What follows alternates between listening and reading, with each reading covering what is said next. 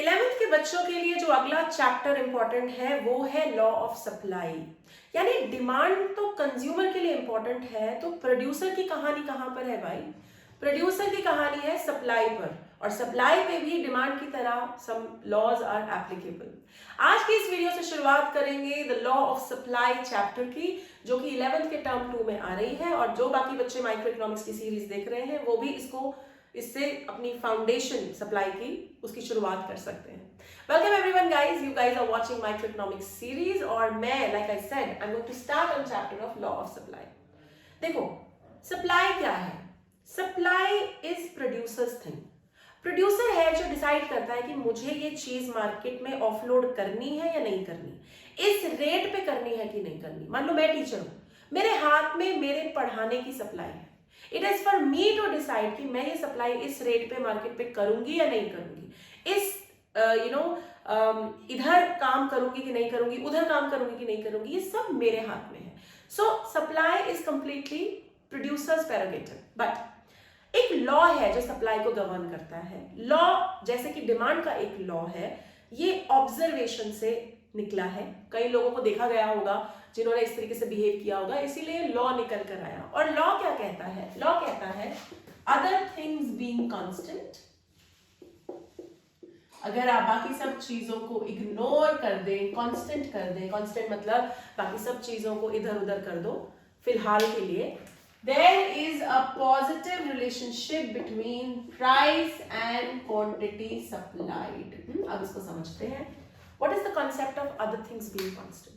देखो भाई, law generally ये कहता है कि जब भी मार्केट में किसी कमोडिटी का प्राइस बढ़ेगा तो एज अ प्रोड्यूसर मैं अपनी supply बढ़ाऊंगी।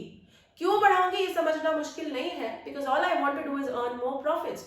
So if the prices are rising, मेरी क्वांटिटी सप्लाइड भी बढ़ेगी। But other things being constant इस लॉ में लिखना जरूरी है, या अदर थिंग्स बीइंग इक्वल लिखना जरूरी है, बिकॉज ये लाइन इंडिकेट करती है कि ये तभी ट्रू है जब हम बाकी सारे इफेक्ट्स को कांस्टेंट कर रहे हैं, इग्नोर कर रहे हैं। मतलब कई चीजें हैं यार, मार्केट में रेट बढ़ गया, आप वो सप्लाई इमीडिएटली तब क्रिएट कर पाएंगे जब आपके पास इन्वेंट्री हो, स्टॉक हो, एज अ प्रोड्यूसर पैसे पड़े हो। मान लो आपके पास पैसे नहीं है, इन्वेंट्री नहीं है, स्टॉक नहीं है, और उस कमोडिटी का रेट बढ़ गया मार्केट में, तो आप सप्लाई नहीं क्रिएट कर पाएंगे। लेकिन ये सारी सिचुएशंस प्रैक्टिकली एक्सेप्शंस होती हैं, इसीलिए जब हम लॉ लिखते हैं हम कहते हैं other things being constant, which means इन बाकी सारी चीजों को फिलहाल इग्नोर करो, साइड को रख दो। अगर बाकी सब चीजें ठीक है, कोई दिक्कत नहीं है, तो जब भी प्राइस बढ़ेगा क्वांटिटी सप्लाइड भी बढ़ेगी, and vice versa, because producer wants to earn more profit. ये हमारा लॉ है। एग्जाम में जब लॉ लिखने को आएगा, if it is a 6 marker, आप लोग सबसे पहले ये डिफाइन करेंगे, उसके बाद आप लिखेंगे कि हम लॉ को पढ़ते हैं दो पॉइंट ऑफ व्यू से, which is individual supply and market supply. Individual supply है other things being constant, there is a positive relationship between price and quantity supplied by a firm। Individual seller क्या होता है? Perfect competition वाला video देखे समझ जाएंगे। Individual seller मतलब एक फर्म, एक कंपनी। तो other things being constant, there is a positive direct relationship between price and quantity supplied by a firm. मतलब एक फर्म जब भी प्राइस बढ़ेगी अपनी क्वांटिटी सप्लाइड बढ़ाएगी, and vice versa. Market supply क्या है? Other things being constant, there is a positive relationship between price and quantity supplied by all the sellers in the market. मतलब जब एक फर्म एक सेलर के लिए आप ये रिलेशनशिप एस्टैब्लिश करते हैं तो हम उसको इंडिविजुअल सप्लाई बोलते हैं। जब आप ये सारे सेलर्स इन द मार्केट के लिए रिलेशनशिप एस्टैब्लिश करते हैं तो हम उसको मार्केट सप्लाई बोलते हैं। मतलब एग्जाम में क्वेश्चन आया, explain law of supply, 6 marks, define law of supply. If you don't write other things being constant, you get a 0। Then make 2 column से individual supply, market supply. Individual supply ये है, market supply ये है। फिर बनाएंगे इसका table. तो देखो, प्राइस और एक्स, ये है पॉजिटिव रिलेशनशिप। प्राइस बढ़ रहा है, सप्लाई भी बढ़ेगी भाई। क्यों? क्योंकि there is a positive direct relationship between price and quantity supply. Market supply का टेबल क्या है? मान लो 2 सेलर्स हैं मार्केट में, प्राइस बढ़ गई 10, 15, 20, तो दोनों सेलर्स अपनी सप्लाई बढ़ाएंगे, ओके, और मार्केट सप्लाई क्या होगी इन दोनों का total, so 60 plus 85 plus 65, this is going to be market supply. तो हमने क्या कहा, individual supply, other things being constant, there is a positive relationship between price and quantity supplied by an individual seller, by a firm. Market supply, there is other things being constant, there is a positive relationship between price and quantity supplied by all the sellers in the market. ये है market supply. Clear है, यहाँ तक समझ में आ गया? Okay. अब जब इसकी डायग्राम बनेगी, 6 मार्कर क्वेश्चन में इसकी डायग्राम भी बनेगी। लेट्स अंडरस्टैंड वो डायग्राम कैसे बनेगी, ध्यान देंगे। इंडिविजुअल सप्लाई की डायग्राम, ये रहा तुम्हारा क्वांटिटी सप्लाइड, ये प्राइस 10, 15, 20, 25। सो जब 10 की प्राइस थी क्वांटिटी सप्लाई 20 थी, 15 की प्राइस हुई क्वांटिटी सप्लाई 25 हो गई, यानी we are moving from point A to point B.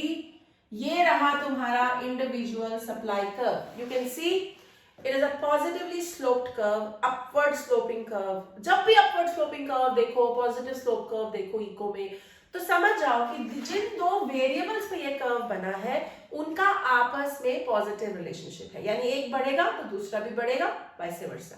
ठीक है, मार्केट सप्लाई का डायग्राम कैसे बनाओगे,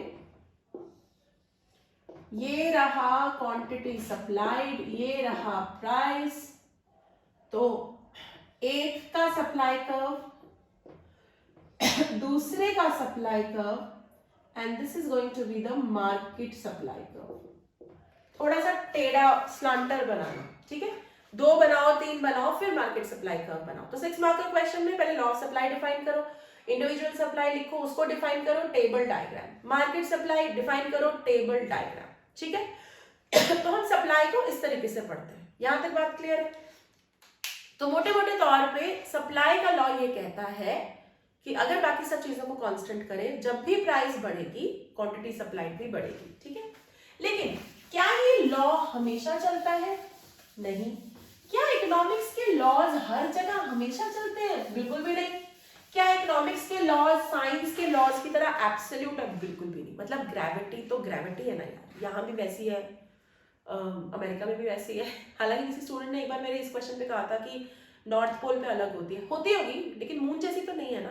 एब्सोल्यूट है, साइंस के लॉज आर एब्सोल्यूट, इकोनॉमिक्स के laws on the other hand are observatory.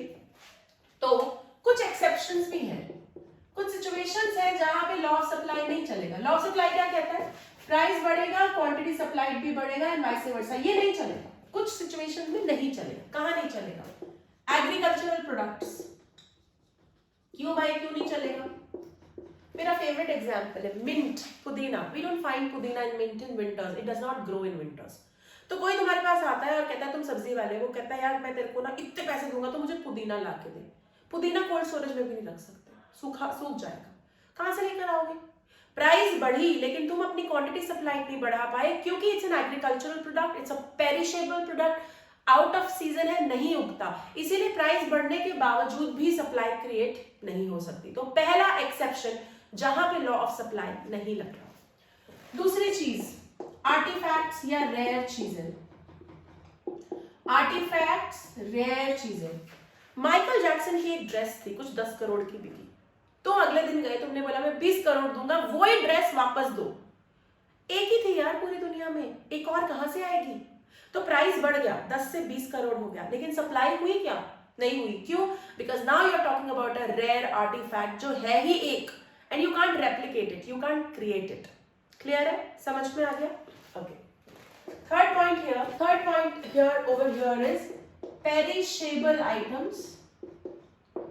जो आइटम्स खराब हो जाती हैं, पेरिशेबल है, जिनको हम स्टोर नहीं कर सकते, जैसे दूध, दही, आइसक्रीम, वो अपनी शेल्फ लाइफ के आगे अगर रखी गई तो लॉ ऑफ सप्लाई नहीं लगेगा। मैं आइसक्रीम आज नहीं बेचूंगा, मैं 20 दिन बाद बेचूंगा, या मैं साल भर बाद बेचूंगा जब मैं इसका रेट बढ़ा दूं, तो बेवकूफी है, क्योंकि आइसक्रीम 2 साल के बाद एक्सपायर हो जाएगी, पेरिशेबल है, बाहर रख दी तो पिघल जाएगी, रेट बढ़ेंगे भी तो भी आप नहीं बेच पाएंगे। सब्जी वाला क्या करता है यार, सुबह सब्जी लाता है, अगले दिन तक बेचकर ही छोड़ता है, अगर अगले दिन तक सब्जी नहीं बिकी ना तो फ्री में बांट देता है। क्यों? क्योंकि इट्स पेरिशेबल, प्राइस बढ़ने के लिए वो वेट नहीं कर सकता क्योंकि उसकी कमोडिटी खराब हो जाएगी। तो इन 3 चीजों पे लॉ ऑफ सप्लाई नहीं लगता, और ये बात सच है for all the things in economics, all the laws, कि इकोनॉमिक्स के लॉज ना ऑब्जर्वेटरी है, रिएक्शन है, लोगों को देख देख के बनाए गए हैं, और हमेशा ये जाना देखा गया है कि 95% में वो लॉ लगता है, कहीं ना कहीं 5-6% की एक्सेप्शन तो निकल कर ही आती है, जैसा कि इस केस में निकल कर आई है। ठीक है, तो आई होप कि तुम्हें ये क्लियर हो गया कि लॉ ऑफ सप्लाई क्या है, इसके एक्सेप्शंस क्या है। अगली वीडियो में करेंगे वो फैक्टर्स जो एक इंडिविजुअल फर्म की सप्लाई को इंपैक्ट करते हैं। How does a firm think while creating supply, price के अलावा वो कौन से फैक्टर्स हैं जो एक इंडिविजुअल फर्म की सप्लाई को इंपैक्ट करते हैं, अगली वीडियो में करेंगे। I hope you guys are liking my content. अगर आपको अच्छा लग रहा है तो लाइक शेयर सब्सक्राइब करना बिल्कुल मत भूलो यार। इंस्टा पे भी अपना सपोर्ट शो करो मुझे। I see you soon guys, take care, bye bye.